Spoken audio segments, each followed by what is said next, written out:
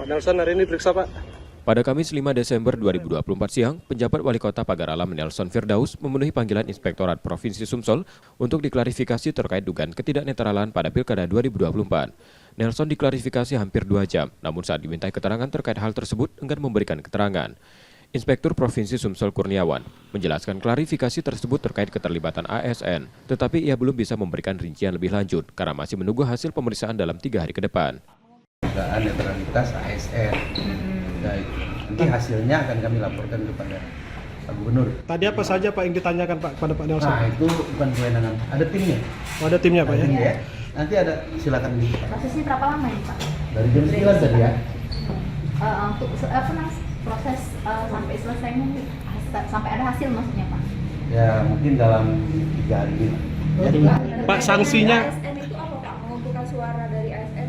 Nanti itu materinya dari tim ya. sanksinya nanti apa saja Pak jika terbukti? Nanti disimpulkan. Oke? Pemanggilan penjabat Wali Kota Pagar Alam merupakan buntut dari laporan pasangan calon nomor urut 1 Herman Duru dan Ci Ujang pada Sekda Provinsi Sumsel tentang tidak netralnya sebagai PJ Wali Kota Pagar Alam yang menginstruksikan untuk memilih pasangan calon tertentu dalam Pilkada 2024. Rizky Oktora, Muklas Diferensial, Kompas TV, Palembang, Sumatera Selatan.